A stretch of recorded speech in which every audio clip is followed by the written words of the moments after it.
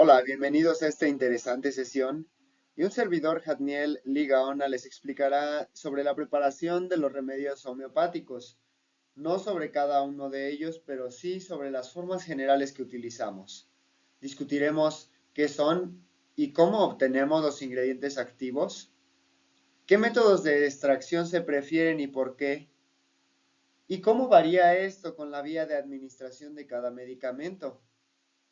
La homeopatía tradicional contenía numerosas preparaciones y a través del tiempo se ha compendiado en la homeopatía coreana, europea y de otros lugares para dar lugar a preparaciones únicas que tienen los mismos principios, pero varían en el número de pasos, en las condiciones, en la naturaleza de los extractantes y de los propios activos químicos. Todos ellos se pueden compendiar como moléculas del metabolismo secundario de plantas, hongos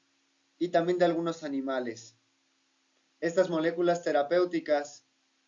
también se pueden conjuntar en algunos grupos. Tenemos a los terpenos, polifenoles, alcaloides, flavonoides, compuestos que contienen nitrógeno y que muchas veces también se utilizan como fármacos, como pueden ser los opioides. Y todos ellos tienen interacción con diferentes receptores celulares y también con las membranas y receptores de muchos otros microorganismos que pudieran estar dentro de nosotros. Como sabemos, somos una isla andante de microorganismos en el sistema linfático y la microbiota intestinal que contribuyen grandemente a cómo se comporta nuestro cuerpo y cómo reacciona ante estas moléculas. Destacamos dentro de los alcaloides a muchos antiinflamatorios, algunos otros como los contenidos en el café, incluida la cafeína, son antioxidantes importantes para procesos celulares que requieren respaldarse debido a su riesgo metabólico. Los esquiterpenos suelen ser útiles como antibióticos, ya que interactúan con paredes complejas de hongos y, bueno, antifúngicos y antibióticos en el caso de bacterias e incluso antivirales muchas veces. Los terpenos tienen una naturaleza similar y al ser lípidos con una estructura de esterol, pueden similar también hormonalmente a algunas capacidades del cuerpo y por ello pueden alcanzar una capacidad terapéutica. Los polifenoles, que son antioxidantes también contenidos principalmente en sustancias coloridas, como lo son la uva o el betabel, son importantes para prevenir la oxidación en fase acuosa y contribuyen grandemente también al metabolismo que va a ser la estructura de las células rojas en el cuerpo. Así también los carotenos pueden tener esta función y otros como los glucósidos funcionan también de manera antibiótica, simulando algunos componentes de la pared y destruyendo o inhibiendo procesos esenciales para algunos microorganismos. La planta contiende con una cantidad de estímulos que de una manera artificial no se logran. Muchas veces, si no es que todas, las formas medicinales de plantas las vamos a encontrar en una forma silvestre, ya que están sometidas a bacterias, virus, plagas llamadas, que son insectos en realidad, y otro tanto conjunto vasto de plantas que las acompañan, que proveerán de estos estímulos metabólicos y bioquímicos para que pueda tener y producir estas moléculas en sus diferentes órganos, llámese raíces, follaje, fruta, flor, semilla o cualquier otra modificación que tenga dicha planta, dígase algunas raíces modificadas como ocurre en la papa o el camote. Las plantas que están incluidas en la materia médica homeopática funcionan así por esta actividad defensiva que tienen las plantas en sus ambientes o en donde se encuentran. Si no contendieran con este estrés, no necesitarían estas moléculas antioxidantes, antibióticas, antifúngicas, antivirales, aromáticas, antioxidantes y con otras tantas propiedades que se siguen encontrando y se siguen atribuyendo a numerosas plantas medicinales. Cada uno de ellos, desde la temperatura hasta la cantidad de agua y la radiación solar, influyen en la síntesis, biosíntesis de todas estas moléculas y la genética obviamente de la planta que, como mencionaremos también y enfatizaremos, tiene que provenir de plantas que estén sometidas entonces a estas condiciones silvestres. Dentro de ello hemos de considerar también la hora y día. Vemos una imagen en la parte superior izquierda sobre un calendario lunar, precisamente julio del 2023, que nos muestra cómo se comporta la luna a través de las semanas y que para quien aún utiliza el calendario lunar como un auxilio o base de su cultivo agrícola, reconocerá que es muy importante respetar estas fases, puesto que las semillas y los cultivos reaccionan de forma favorable cuando las obedecemos. Hay quienes utilizan consideraciones solo de siembra, germinación, esqueje, poda, cosecha, producción de semilla, producción de fruto, producción de tubérculo, de follaje, de fibra, y todo ello deberá de ser acorde a estas diferentes fases que se favorecen cuando la luna está arriba para el caso del follaje y todas las partes aéreas, cuando está abajo para el caso de las partes en raíces y tubérculos, y cuando está en medio en el caso de las frutas y semillas. Esto no es siempre respetable, pero en gran parte puede serlo, y hay calendarios completos que pertenecen a diferentes culturas y que nos dicen en qué momento es óptimo cosechar cada cultivo. Esto se ha hecho a través de la experiencia, a través de la observación sobre todo. Un ejemplo común es cuando los granos ya están aproximándose a su cosecha, la planta se acuesta,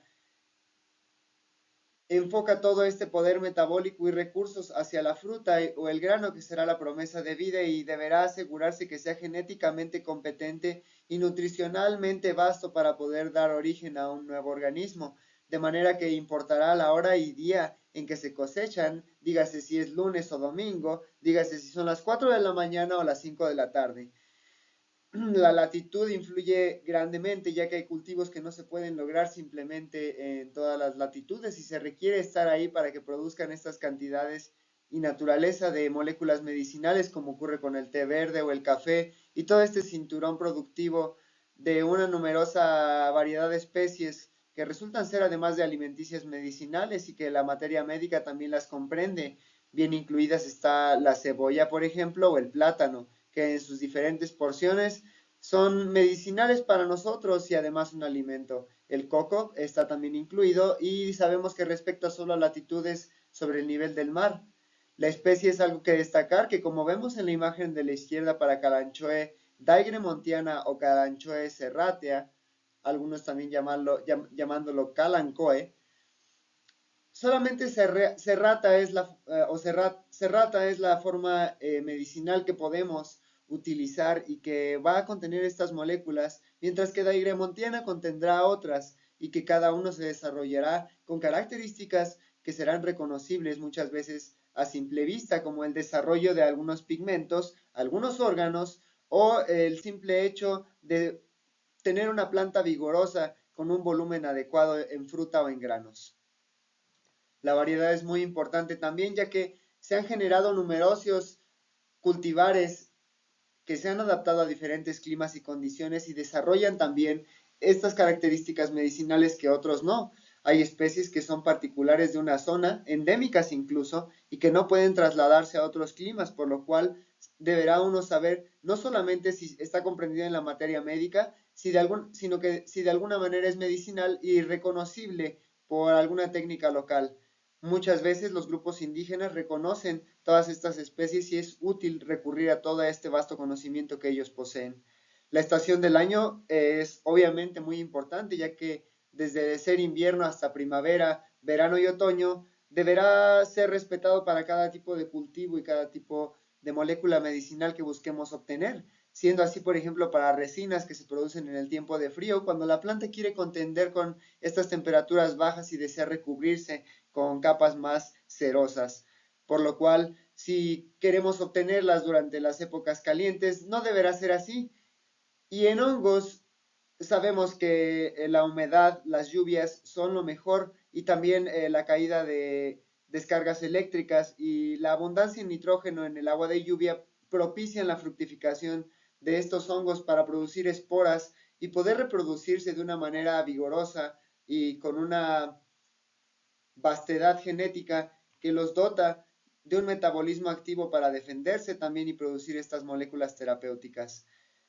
Las condiciones que mencionábamos silvestres son estas que van a permitir que la planta esté bajo un estrés y que pueda producir las moléculas constantemente independiente de si está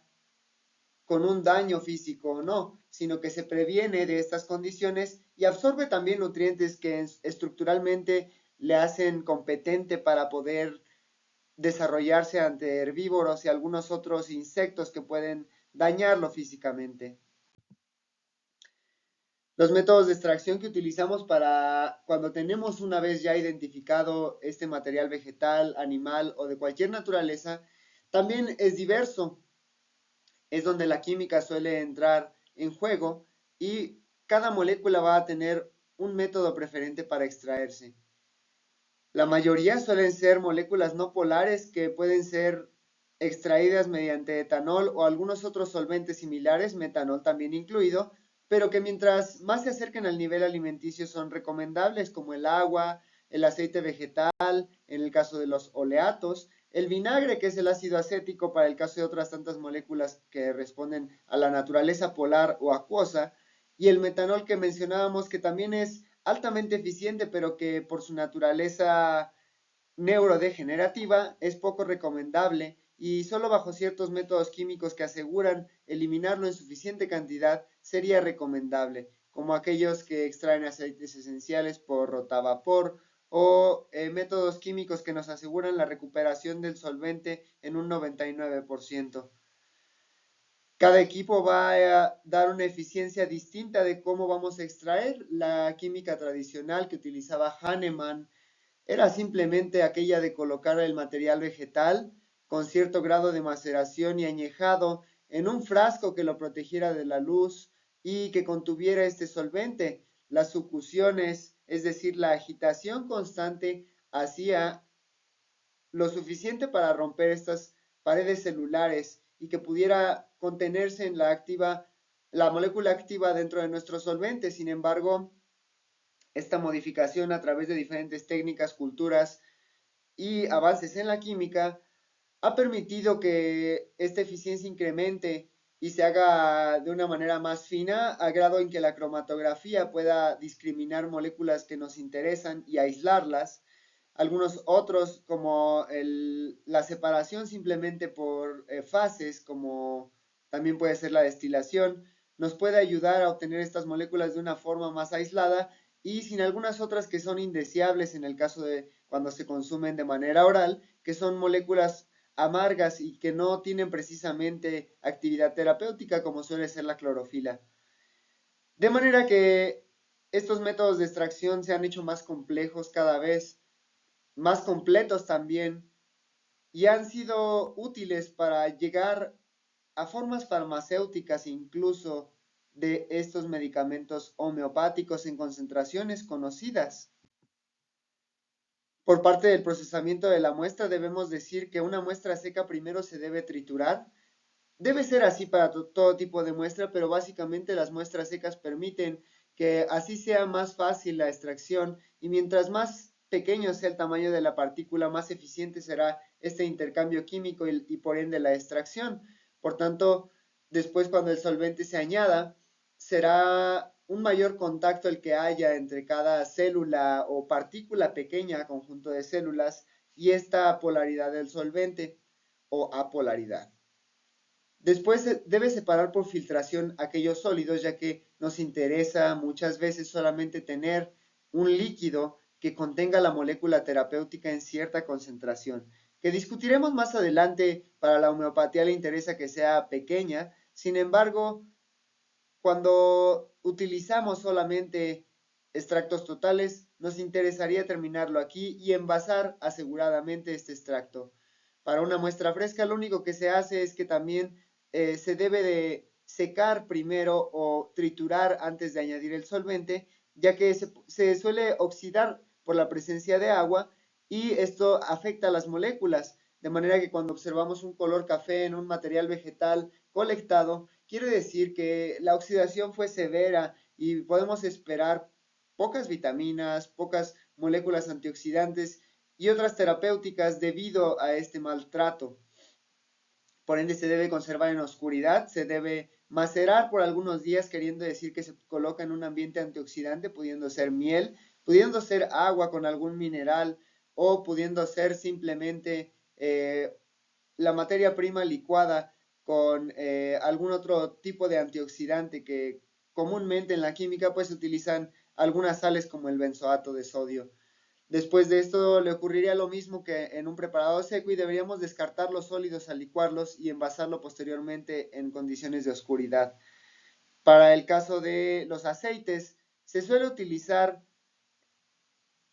alguno de los dos métodos anteriores, pero después de ello se dosifica, se diluye y se envasa antes de poder utilizarlo en el paciente, ya que son concentrados bastante eficientes que contienen altas cantidades de las moléculas de interés y en general de las moléculas totales contenidas en el material que se utilice para el preparado. En la homeopatía se utilizan sustancias diluidas y el cuerpo humano, al igual que muchos sistemas biológicos, es un sistema sensible a las concentraciones, ya que mientras mayor es la concentración que se ejerce, los receptores celulares se saturan y no ocurre un fenómeno de reacción de sustrato y enzima en una unión eficiente, sino que el sistema alcanza su máxima actividad y no una actividad de recuperación paulatina que es lo más adecuado, por lo cual se tienen que poner cantidades pequeñas de sustancias que equivalen a la concentración de receptores disponibles para dicha molécula en algún tejido localizable o que se le llama tropismo también en la homeopatía. Tropismo quiere decir que se especializa por algún órgano o sitio en el cuerpo. Mientras sea más concentrada esta dosis, decíamos que la preparación frente a un desbalance va a haber una reacción violenta por parte de todos estos sistemas de defensa, dígase si fuera el sistema inmune, el sistema gástrico, el sistema linfático, el sistema circulatorio, etcétera. Todos ellos tienen una compensación por parte de las moléculas que tenemos y fabricamos en el interior y también aquellas que ya están disponibles por parte del sistema inmune innato y adquirido. De manera que hay que ser cuidadosos con cada paciente y utilizar concentraciones bajas de un medicamento desconocido y principalmente aquellos que ya se sabe que pueden causar reacciones adversas cuando se utilizan por primera vez. Por lo cual los medicamentos tópicos son los que se utilizan en concentraciones más elevadas, puesto que no entran a los órganos internos. Quiere decir que algunos de ellos se utilizan cuando, por ejemplo, hay cortadas o infecciones superficiales que necesitan tener contacto con la molécula de manera rápida y eficiente. También cuando se utilizan decocciones que implican que esta molécula está en abundante cantidad y que fue extraída con agua caliente, que también ayuda o contribuye a tener una alta concentración de los activos, se tiene que tener cuidado al solo usarlo de manera tópica. Algunas decocciones se sabe que son, por ejemplo, manzanilla, seguras para su ingestión, pero con anticipación se debe conocer toda la materia médica que discutiremos en cada tipo de padecimiento, cómo se utiliza y la concentración en que es recomendable, pero que cuando hablamos de extractos totales o tinturas madre y la forma tópica, comúnmente es para situaciones graves de ulceración, infección, prevención de alguno de ellos o un trato por parte de quizá alguna lesión o mordida de picadura también de algún insecto o animal. Todo medicamento ingerido tiene que tener una evaluación previa sobre las reacciones que pueda causar en el paciente, así en diluciones bajas como en diluciones altas, y se tiene que saber cómo tratar con un antídoto. Esto bien si solamente en situaciones de emergencia, como cuando hablamos, por ejemplo, de una acidez gástrica que se quiere tratar con calcárea carbónica, que es un caso muy común. Se puede utilizar con concentraciones relativamente altas y hablamos un medicamento ingerido, también carbo vegetabilis o carbo animalis, se suelen ingerir en concentraciones indistintas ya que no representan un riesgo para la salud, pero todos los minerales, todas las toxinas y todos los extractos de plantas que son bastante violentos en su reacción con el cuerpo humano, se deberá de ser cuidadoso y se deberá de saber que para la ingestión oral solo las diluciones bajas son seguras de utilizar por primera vez. Cada medicamento actúa diferente en cada individuo y con diferente agudeza en cada concentración también, por lo cual hay que ser muy cuidadosos como profesionales de la salud y en general como cuidadores de la salud propia para utilizar todos estos preparados. Nosotros buscamos recuperar un balance, no necesariamente suplementarnos diariamente para poder regresar a ese balance. Cómo se preparan estos medicamentos es obteniendo primero el ingrediente activo, decíamos, mediante un aceite en una forma de oleato, un extracto acuoso utilizando agua o etanólico cuando utilizamos alcohol como fase transportadora. También se suelen utilizar algunos tratamientos para romper la pared celular de lo que contiene nuestra molécula terapéutica y que se suele considerar como activo. Por ejemplo, la liofilización o la congelación suelen ser útiles para este fin y después la adición de el medio de transporte, dígase el solvente. Es muy común también escuchar en la homeopatía el uso de los glóbulos que originalmente se hicieron de lactosa y se siguen fabricando de esta manera,